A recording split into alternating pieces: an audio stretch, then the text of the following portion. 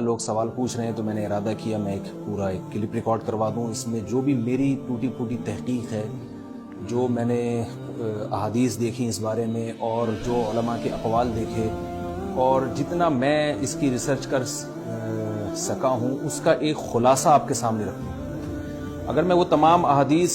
آپ کو پڑھ پڑھ کے سناؤں، پھر ایک ایک کی سند پڑھوں، پھر ایک ایک کی سند پہ بحث کروں، تو وہ بات بہت ہو جائے گی لمبی اور کلپ بہت طویل ہو جائے گا. تو ایک خلاصے کے طور پر پوری جو ایک تحقیق ہے وہ میں آپ کے سامنے رکھنا چاہتا ہوں. تو 15 شعبان کی جو رات ہے، جس کو شب برات کہا جاتا ہے، اس کا نام شب برات کسی بھی حدیث سے ثابت نہیں ہے، اس لیے عرب اس کو اکثر لیلۃ النصف من شعبان کہتے ہیں کہ شعبان کے جو نصف ہے اس کی رات. خیر، اس کا نام شب برات ہو، اگر اس وجہ سے برات کے اس میں اللہ تعالیٰ کہا جاتا ہے کہ جہنم سے بری کر دیتے ہیں، تو اس وجہ سے کسی نے نام دے دیا ہو تو ایک الگ بات ہے. لیکن اس رات میں ہوتا کیا کیا ہے، لوگ کیا کیا کر رہے ہیں، اس کی کیا شرعی حیثیت ہے، تو میں نمبر وار انشاءاللہ اس کو تفصیل سے بیان کروں گا. کچھ چیزیں تو ایسی ہیں جو بالکل ہی غیر ثابت ہیں. ان میں اس رات میں مٹھائی، حلوہ یا مختلف قسم کے حلوے پکا کے لوگوں میں بانٹنا، اور اس رات میں نہا دھو کے تیار ہونا یا اچھے کپڑے پہننا، ان دو چیزوں کو پہلے میں انشاءاللہ بیان کروں گا. دیکھیے، اسلام میں راتوں کے تہوار کا کوئی تصور نہیں ہے. اسلام میں جتنے بھی تہوار ہیں وہ دن کی روشنی میں ہیں. عید الفطر، عید الاضحیٰ، یہ ہمارے دو تہوار ہیں جس میں ہم سیلیبریٹ کرتے ہیں ایک دوسرے کو. یہ دن کی روشنی میں ہمیں بتائے گئے ہیں. غیر مسلموں کے تہوار رات کو ہوتے ہیں، جیسے عیسائیوں کے تہوار کرسمس آپ دیکھیں رات کو ہوتا ہے. تو اس کی وجہ یہ ہے کہ اسلام نے دن کی روشنی میں تہوار رکھے ہیں. بہت ساری حکمتیں اس میں ہو سکتی ہیں، پوری حکمتیں تو ہم نہیں جانتے، لیکن کچھ سرسری غور سے کچھ حکمتیں ہمارے سامنے آتی ہیں کہ رات کا وقت ایسی چیز ہے جو اللہ نے عبادت کے لیے بنایا یا آرام کرنے کے لیے، سونے کے لیے بنایا. رات میں اگر آپ سیلیبریٹ کریں گے کسی بھی عمل، یعنی کوئی خوشی منائیں گے، تو اس میں انسان کی گناہوں کی طرف توجہ زیادہ جاتی ہے. جیسے آپ دیکھیں کرسمس میں شرابیں پی جاتی ہیں، اور جو بھی غیر مسلموں کے تہوار ہیں اس میں بھی چراغاں ہوتا ہے رات کے وقت. تو جبکہ ہمارے ہاں جو عید الفطر ہے وہ دن کی روشنی میں ہم نماز پڑھ کے اس کی ابتدا کرتے ہیں. تو آپ کہہ سکتے ہیں کہ شب برات کو کوئی تہوار تو نہیں مانتا. تو دیکھیں، تہوار زبان سے ماننا ضروری نہیں ہے. آپ اپنے عمل سے جب کوئی ایسا کام کرتے ہیں جو تہواروں میں کیا جاتا ہے، تو اس کا مطلب یہ ہوا کہ آپ اس کو تہوار مان رہے ہیں، یعنی آپ اس کو ایک خوشی کا دن مان رہے ہیں. تو نہانا دھونا یا کھانے پکا کے لوگوں میں تقسیم کرنا یا خود کھانا، اور خاص طور پہ حلوہ یعنی میٹھا، یہ چیزیں تہواروں کے موقع پر ہوتی ہیں. جیسے ہم عید الفطر والے دن صبح سوئیاں بناتے ہیں، میٹھا بناتے ہیں، کھاتے ہیں، لوگوں کو کھلاتے ہیں، نہاتے ہیں، اچھے کپڑے پہنتے ہیں. جمعے والے دن بھی، جمعے میں بھی عید کا عنصر ہے حدیث میں، اس کو بھی عید قرار دیا. اس دن بھی ہم نہا دھو کے کپڑے پہنتے ہیں. تو جو لوگ 15 شعبان کی رات کو نہاتے دھوتے ہیں، اسپیشلی اس رات کو کہ بھئی آج کوئی تہوار ہے یا آج کوئی خوشی کا دن ہے، اور مٹھائیاں کھاتے ہیں یا حلوے پکاتے ہیں، تو وہ زبان سے اس کو تہوار نہ بھی کہیں، اپنے عمل سے یہ بتاتے ہیں کہ یہ تہوار ہے، جبکہ یہ تہوار نہیں ہے. اسلام میں کوئی اس کی ایک ضعیف روایت بھی نہیں ہے کہ آپ صلی اللہ علیہ وسلم نے، میرے علم میں نہیں ہے کم از کم، ہو سکتا ہے کوئی موضوع من گھڑت روایت موجود ہو جس میں کوئی کہیں بھی نہیں ہے کہ آپ صلی اللہ علیہ وسلم نے اس رات کو ہمیں نہانے کا حکم دیا ہو، یا اچھے کپڑے پہننے کا حکم دیا ہو، یا کھانے پینے کا یا حلوے کھلانے کا، حلوے مانڈے کا ہمیں حکم دیا ہو. تو اللہ کا واسطہ یہ بدعت ہے، اس کو ختم کریں اپنے معاشرے سے. اور اسلام میں تہوار کا ٹائم دن میں ہوتا ہے. عید الفطر، عید الاضحیٰ ہے جس میں ہم دن میں قربانی کرتے ہیں اور کھاتے ہیں، پیتے ہیں، نہاتے ہیں، دھوتے ہیں. راتوں کے یہ کام نہیں ہے. رات کو آپ سوئیں یا عبادت کریں. تو ایک چیز تو یہ تھی جو میں بتانا چاہ رہا تھا. دوسری چیز، اس رات کو قبرستان جانا. دیکھیے، اس بارے میں حدیث پیش کی جاتی ہے، مشہور حدیث ہے، لوگ سنتے رہتے ہیں کہ نبی صلی اللہ علیہ وسلم رات کو اٹھے اور امی عائشہ رضی اللہ تعالیٰ عنہ بھی آپ کے پیچھے چلی گئیں، اور آپ صلی اللہ علیہ وسلم جنت البقیع میں مغفرت کی دعا مانگ کے تشریف لے آئے واپس. تو یہ حدیث انتہائی درجے کی ضعیف حدیث ہے. اور ایک تو ضعیف حدیث ہے، دوسری بات یہ کہ اگر ہم تھوڑی دیر کے لیے فرض کر لیں یہ صحیح حدیث ہے، اور ہم کہتے ہیں کہ بھئی نبی صلی اللہ علیہ وسلم نے یہ عمل کیا ہے، تو صحابہ میں سے کسی سے ضعیف حدیث سے بھی ثابت نہیں ہے کہ کوئی اس رات قبرستان گئے ہوں. حضرت ابو بکر کے بارے میں کوئی روایت نہیں ملتی کہ اس رات قبرستان گئے ہوں. حضرت عمر کے بارے میں کوئی روایت نہیں ملتی، یہ کسی ایک صحابی کے بارے میں نہیں. تو آپ مجھے بتائیں کہ یہ کیسی سنت ہے کہ جو صحابہ کی سمجھ میں نہیں آئی اور ہماری سمجھ میں آ گئی ہے.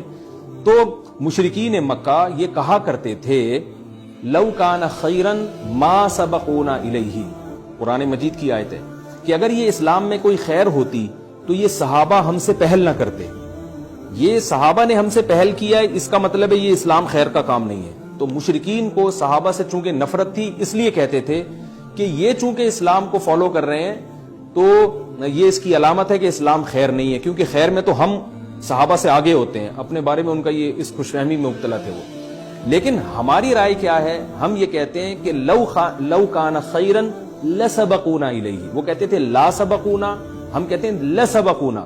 کہ اگر کوئی بھی خیر کا کام ہے تو صحابہ ہم سے ضرور اس میں پہل کریں گے، یہ ہو نہیں سکتا کہ خیر کا کام ہم کریں اور صحابہ نے نہ کیا ہو۔ تو اسی طرح میں یہ عرض کرتا ہوں کہ دیکھیں اگر قبرستان جانا اس رات میں سنت عمل ہوتا تو صحابہ یقیناً جایا کرتے، کوئی ایک صحابی تو گیا ہو، یہ کیسی بات ہے جو صحابہ کی سمجھ میں نہیں آئی اور ہماری سمجھ میں آ رہی اور ہم قبرستان جا رہے ہیں اس رات کو۔ چلیں اگلا اسٹیپ تھوڑی دیر کے لیے فرض کر لیتے ہیں کہ نبی صلی اللہ علیہ وسلم جو ایک رات قبرستان گئے، فرض کر لیں وہ حدیث بھی صحیح ہے، یہ بھی فرض کر لیں کہ صحابہ اگرچہ نہیں گئے مگر ہم صحابہ سے بھی زیادہ آگے نکلنے کی کوشش کرتے ہیں اور صحابہ کو سمجھ میں نہیں آیا، ہمیں سمجھ میں آ گیا، تو چلیں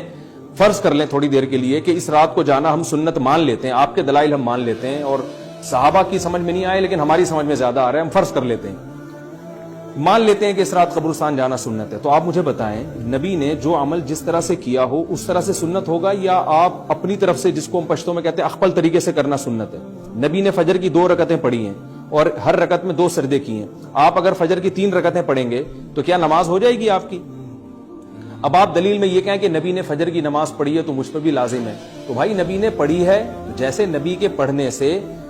آپ پر پڑھنا لازم ہو گیا تو جس طرح سے پڑھی ہے اسی طرح پڑھنا لازم ہوگا، اخپل طریقے سے پڑھنا لازم نہیں ہوگا۔ تو اسی طرح یاد رکھیں، فرض کر لیں کہ نبی قبرستان گئے ہیں اور یہ قبرستان جانا سنت ہے، تو نبی کس طرح گئے ہیں اور کتنی دفعہ گئے ہیں؟ نبی رات کو چپکے سے اٹھ کے گئے ہیں، کوئی کسی کو آپ نے جمع نہیں کیا، کسی کو بتایا تک نہیں، جو اس حدیث سے پتا چل رہا ہے ہمیں، اگرچہ یہ ضعیف حدیث ہے لیکن فرض کر لیں یہ صحیح ہے، تو کہیں پتہ بھی نہیں چل رہا، چپکے سے قبرستان گئے اور چپکے سے واپس آئے اور پوری زندگی میں ایک دفعہ گئے، جبکہ ہمارے ہاں ہر سال قبرستان میں لوگ جا رہے ہیں، جب بھی شب برات آتی ہے لوگ قبرستان جاتے ہیں ہر سال، نبی ایک دفعہ گئے اور آپ ہر سال جا رہے ہیں۔ نمبر 2، جاتے جتھوں کی شکل میں، نبی تو چپکے سے گئے ہیں، تو آپ رات کو 2-2:30 بجے ذرا چپکے سے اٹھیں اور تنہائی میں جب قبرستان میں وحشت ہو اور اندھیرا ہو اور وہاں قبرستان جائیں، اتنا دم ہے آپ میں، ہم کہیں گے بھئی آپ نے نبی کی سنت کو زندہ کیا ہے، لیکن آپ تو جتھوں کی شکل میں جا رہے ہیں، نہا دھو کے جا رہے ہیں، خوشبو لگا کے جا رہے ہیں، تیار ہو کے جا رہے ہیں، اور جو کچھ وہاں خرافات ہو رہی ہیں قبرستان میں وہ تو ساری دنیا کو معلوم ہے، میلے ٹھیلے لگے ہوئے ہیں وہاں پہ، گولے گنڈے بک رہے ہیں، برگر بک رہے ہیں، گول گپے بک رہے ہیں وہاں پہ، اور پھول الگ بک رہے ہیں، ہار پھول قبروں پہ چڑھانے کے لیے۔ کیا بدماشی ہے یہ، کیا منہ دکھائیں گے رسول اللہ صلی اللہ علیہ وسلم کو قیامت کے دن؟ آپ کے سامنے کیا وہ حدیث نہیں ہے کہ نبی صلی اللہ علیہ وسلم نے فرمایا کہ روایت میں آتا ہے کہ کچھ لوگ قرب